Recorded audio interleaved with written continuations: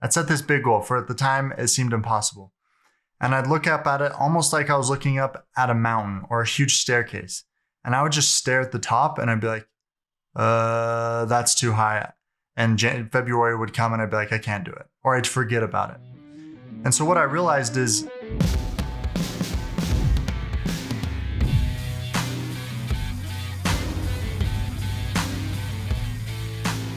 Hey, what is up, everybody? Welcome to Talk is Cheap, the Fight Against Mediocrity podcast. Today, we're going to talk about mistakes you do not want to make while setting your New Year's goals, but goals in general as well. So we're going to break it down, starting with the mistakes that I've made and then some of the things that I've learned that has helped me 5x my income, write a book, publish a book in 1 year, create a course, start a business, invest in multifamily, like all of the things that for 26 years, I guess I didn't have that goal when I was born. So the last 18 years, the goals that I've had, 2021, I was able to accomplish them. So I'm going to tell you the mistakes not to make and then give you a resource at the end of where you can learn how to actually set goals that you'll accomplish. So let's hop into it. Number one is setting too many. And I was the biggest culprit of this, is setting too many goals. It seems contradictory. You're like, well, if I want to go big and accomplish all these crazy things, like, don't I have to have a lot of goals? That's what I thought. And the tough part was I'd list out all my goals and I'd have them in categories of business, finance, personal, relationship, social, all those, and spiritual as well, and physical. And what would happen is I remember specifically in spiritual, I would have like, well, I need to pray every day, morning and night. I need to read the scriptures. I need to, pay a tithing. I need to do this. I need to do this. And then at the end of it, there are like 10 different things, and which was great. They were all really good things, but it overwhelmed me to the point where I just didn't do anything. And so what I've learned this past year is too many goals is actually counterproductive. I'd rather have fewer goals that are going to make a higher impact if accomplished. So for example, in 2021, I only set one spiritual goal. I only had 3 goals for the entire year, but the one spiritual goal I had was to complete, it's called Come Follow Me. I'm a member of the Church of Jesus Christ, and we have a study that we do every year, and we read a certain section of the scriptures.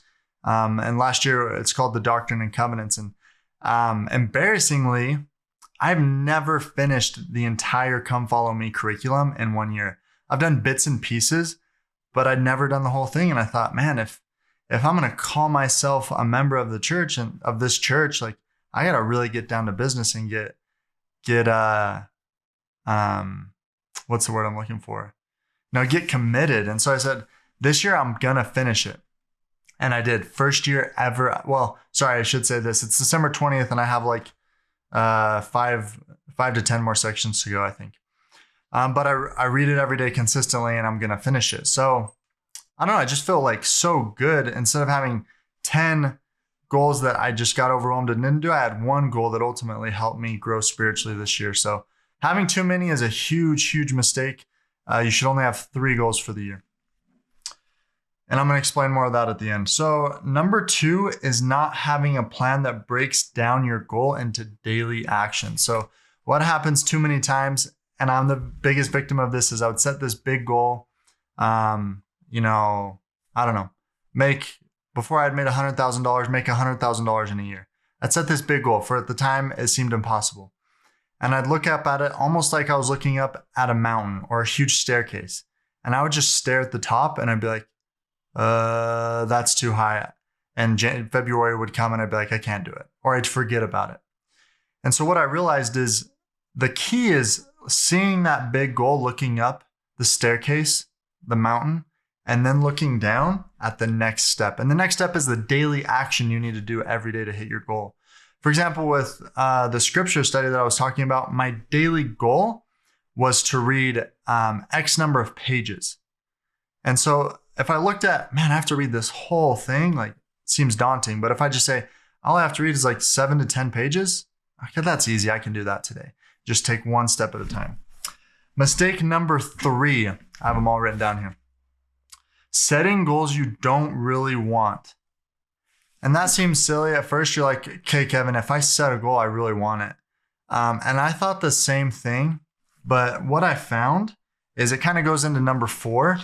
I would set goals that I thought I should have because other people had those goals. And if you criticize your list of goals very minutely, I guess is the word I'm looking for. But if you criticize your list of goals, you could see potentially that there are some goals that you have because other people say you should have them, but aren't true to your core values. And if you don't know what your core values are, that's a whole nother set of problems, because in order to set goals that are going to take you to where you want to go, you need to know where you want to go, what type of person you want to become and be known for. And so that was one of my mistakes, is setting goals that didn't align with my core values, or goals that other people had, so I thought I should have as well. So just be careful with that. Really look at your goals and say, I think if it's a goal you've had for a few years and you haven't put any effort into it, that could be a goal that someone else has that you maybe just inheriting, or it could be one that you just don't really want. But at the end of the day, in order to hit your goals, you have to be like obsessive, sickening obsessive to accomplishing your goals. And that's why it's better to have a few that you're obsessed about than so many that you just get overwhelmed. So 1, 2, 3, 4. Number 5, not setting SMART goals.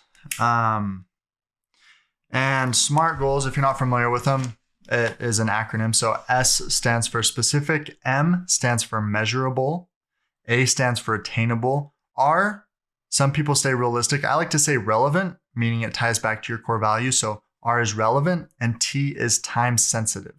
So instead of saying, I want to lose weight, that's just, you can't track it. You don't know by when, you don't know how much. Like, it's, hey, I want to lose weight. You're never going to lose weight. But if you say, hey, I want to lose 30 pounds in 3 months, or I guess you would say, I want to lose 30 pounds by March 31st of 2021. And I'm going to do that by exercising 30 minutes a day, 5 days per week, and hitting these macros or these calories or whatever. That's a very detailed, SMART goal that actually has an action plan, and you can keep yourself accountable to. So setting SMART goals is very, very, very important. Number 6, and the last one, I saved the best for last, is not knowing your why. And this comes back to, you have to truly want your goal. No one is going to come pick you up and take you from where you're at to where you want to go, take you from where you're at to your goal. No one's going to do it. No one's going to come and save you. No one's going to want your goal more than you want it. No one's going to believe in you more than you believe in you. So ultimately, at the end of the day, you just have to get out of bed and have a fire inside of you and be driven to accomplish your goals. That's what it takes. And so knowing your why, when I first started exercising, I was a string bean. I weighed like 190 pounds, maybe that. I'm 6'4", just like super scrawny. I had big legs because I unicycled a lot, but upper body just super scrawny. And I remember there was this girl that I really liked at the time, and she was like leading me along hardcore. Like, hey, I want to like talk to you and stuff. Oh, JK, I'm not talking to you. I'm gonna, the drama before you're married, but dating drama. Anyway, so I was like, this sucks. I'm going to show you, I'm going to go get shredded, and you're going to be so sorry that you never, you missed out, whatever. And retrospectively, that's a very vain, probably not the highest value motivator. I probably could have had a more, I don't know what the word I'm looking for is, but there's probably better motivators, like more, I can't. Just higher value. Like that is kind of vain and kind of shallow and selfish and anger. But I will say, if that's where you have to start there. Because now my why for exercising and working out is I want to be able to play with my grandkids. I want to be able to live as long as possible. I want to be able to make an impact on earth as long as possible. And I know, just like you can't put sand in a Ferrari and expect it to run well, you have to give it the proper fuel. My body's the same way. I have to give it the proper fuel if I want to last as long as I want to last and make an impact and be able to be there for my wife and my kids and my grandkids, be able to give back and just be healthy and feel good and feel energized. So that's my why now. And it brings me a lot more fulfillment and power and future power versus just a more shallow, like, hey, I'm going to prove you wrong kind of thing. But if I would have not had the prove you wrong why mentality, I would have never gotten to where I'm at today. So whatever your why is, it just has to be powerful enough to push you forward and keep you going. So I love the story Darren Hardy shares. He says, if I put down, I think he says like a 12-inch wide plank that was 20 feet long and gave you $20 to walk across it, would you do it? Most people would say, yes, I'll do it. That's easy. He says, if I put that same 12-inch wide by 20-foot long plank between two skyscrapers, 300, 500,000 foot skyscrapers, and I give you $20, would you do it?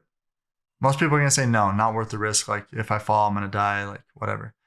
And he says, what if you're a mother and your child's on the other side and the plank is across two skyscrapers? Would you cross?